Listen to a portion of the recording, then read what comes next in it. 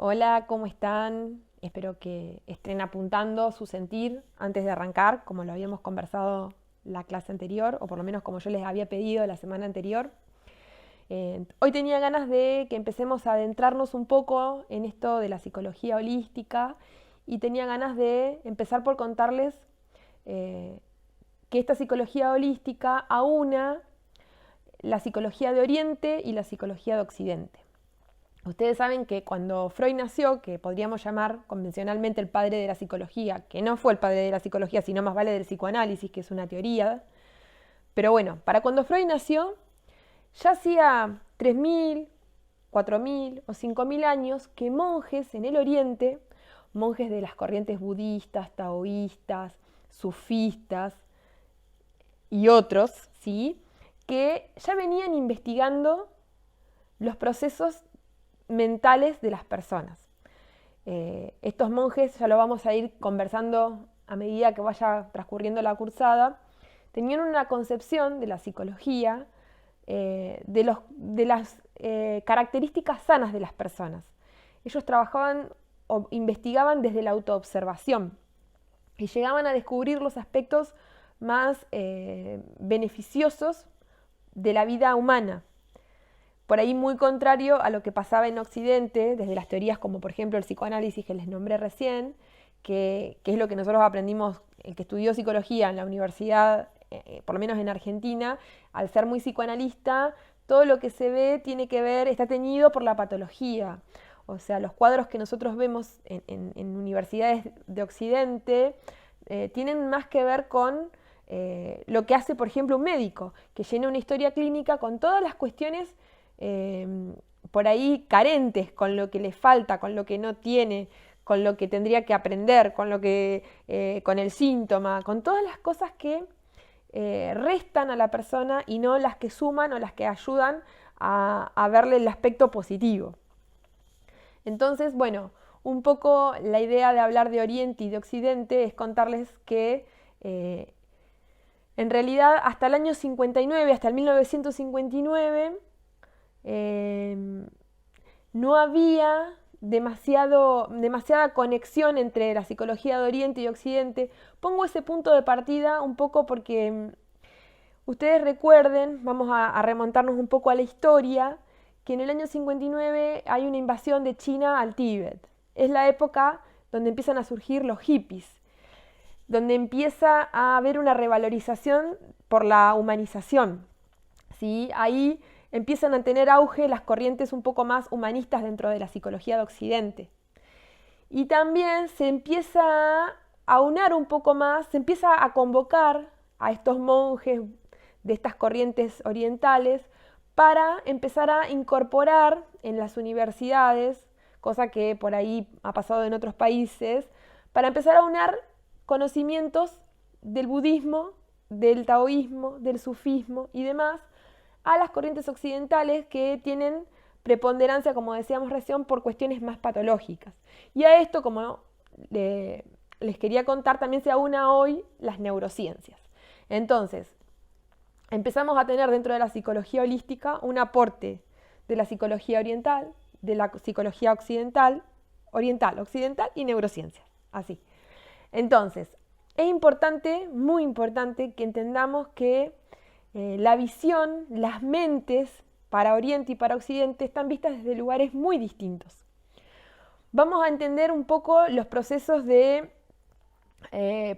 estudio de la psicología occidental del lado izquierdo de nuestro hemisferio cerebral, ¿sí? ¿Por qué? Porque son los procesos, si bien son los procesos conscientes, ¿sí?, es la parte más analítica, que mira más al objeto, lo observa, lo describe y hace un análisis, ¿sí?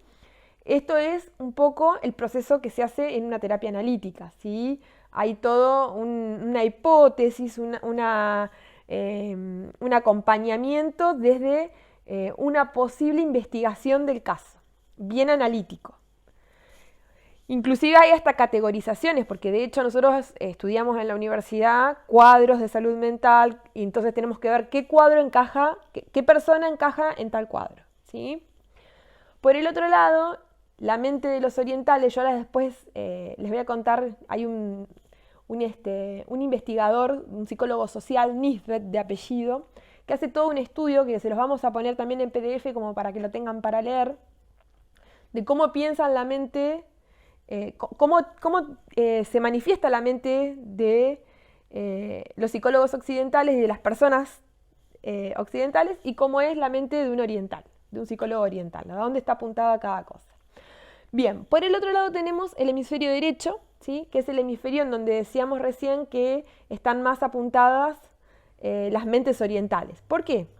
Porque es el hemisferio en donde están los procesos inconscientes y entonces vía esos procesos inconscientes la persona desarrolla la creatividad, desarrolla la intuición, desarrolla la capacidad de relacionar las cosas, de que hay un entendimiento, pero desde un lugar más amoroso, más simbólico. Entonces, y este es el hemisferio en donde se va a manifestar los aspectos inconscientes. ¿Qué es lo que desde esta psicología holística uno quisiera y a dónde uno apunta? ¿Sí?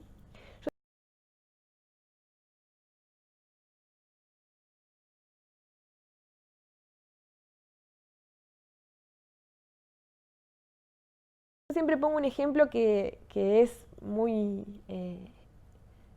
ejemplificador, justamente, ¿no? Valga la redundancia.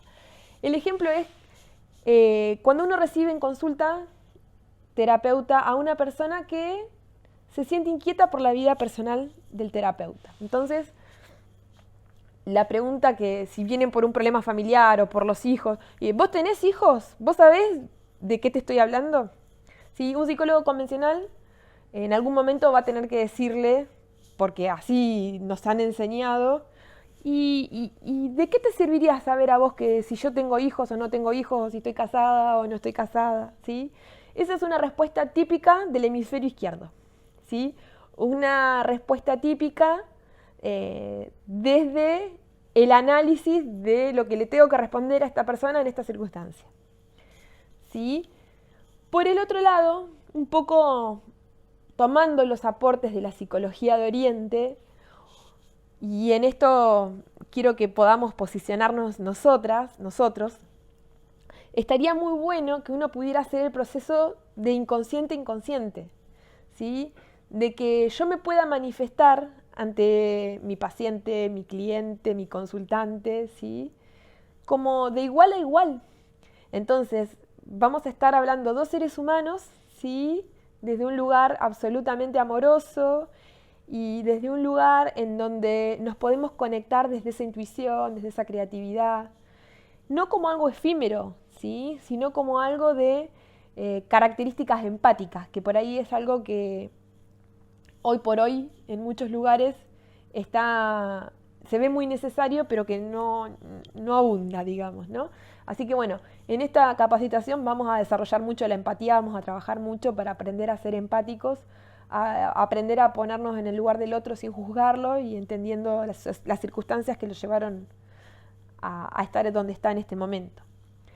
Bien, para seguir trabajando un poco con esto de la psicología holística, quiero contarles que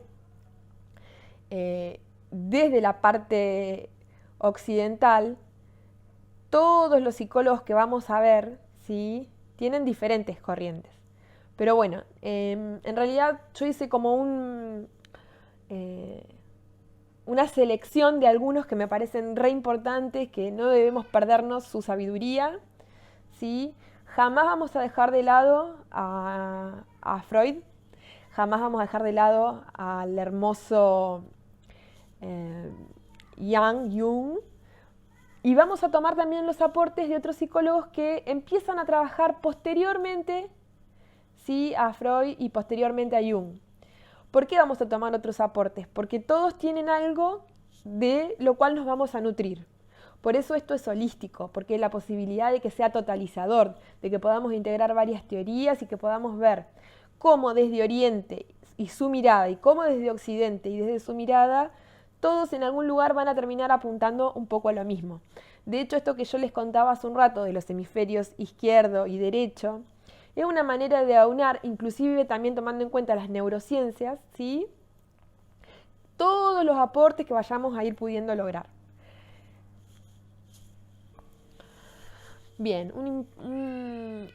una cosa que nos tiene que quedar bien claras es que dentro de la psicología oriental hay una interesante resacralización de la vida, en donde se ponen de manifiesto los aspectos más sanos de la persona. El núcleo de la vida es en sí mismo algo muy importante para estos monjes. Entonces, los aportes que ellos hacen, ¿sí?, tienen que ver con los aspectos más sanos de la persona.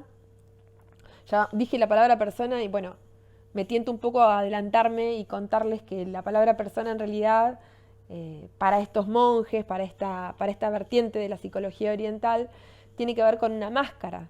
O sea, nosotros generalmente usamos tal persona, tal situación, tal persona, enseguida manifestamos que estamos hablando de alguien y lo mencionamos como persona.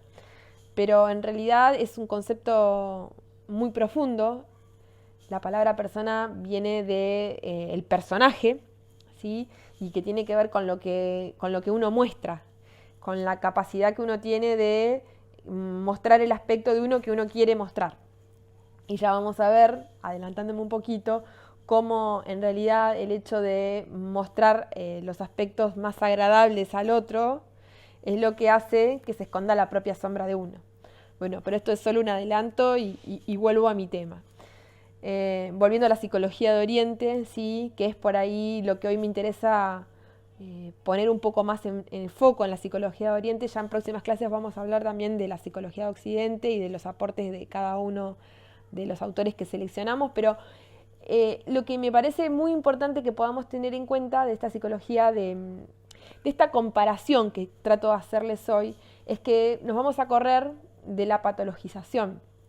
Nosotros vamos a dedicarnos a integrar los aspectos más sanos de la persona, ¿sí?, o del cliente o del consultante, como quieramos llamarle, ¿sí? Y acá no va a ser una cuestión de cientificismo o religión, ¿sí? No nos vamos a ir a los opuestos, vamos a tratar de integrar todo.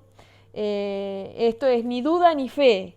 No se trata de ni siquiera de lo patológico y lo sano. Se trata en esta psicología de la trascendencia, del crecimiento, del respeto por la vida misma.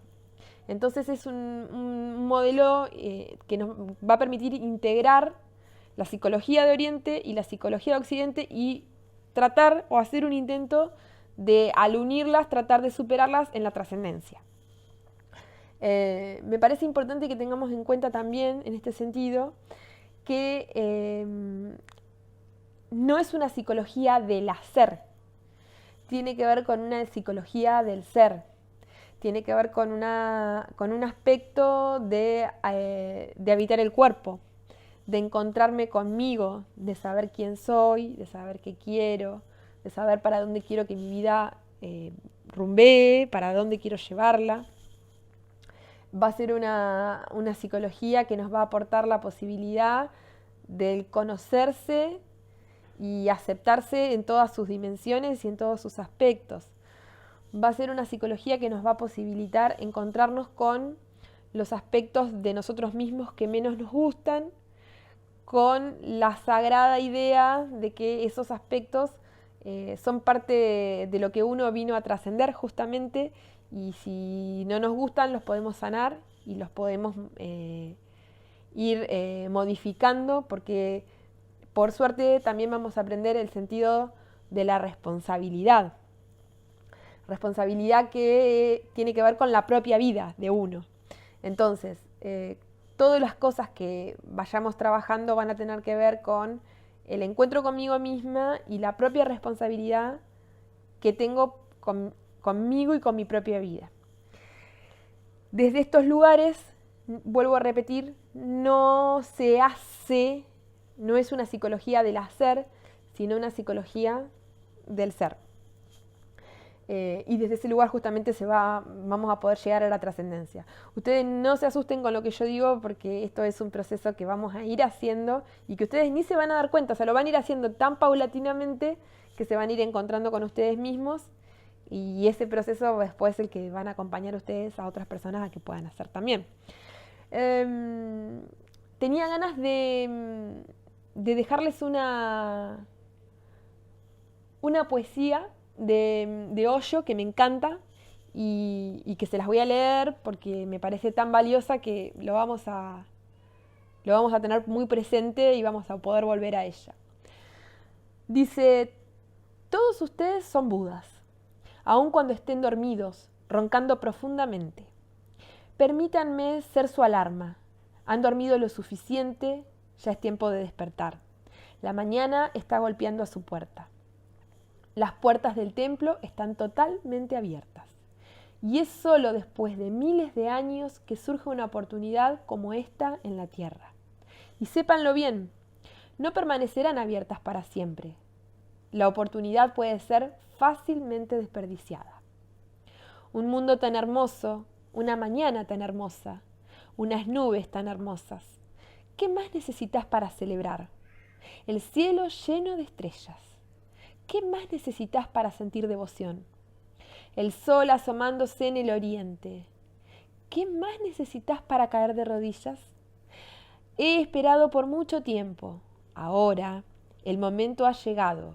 Ustedes están listos. Las semillas pueden sembrarse. Les mando un beso gigante. Estoy con ustedes, las acompaño, los acompaño. Y bueno, lo que les digo siempre, sean felices.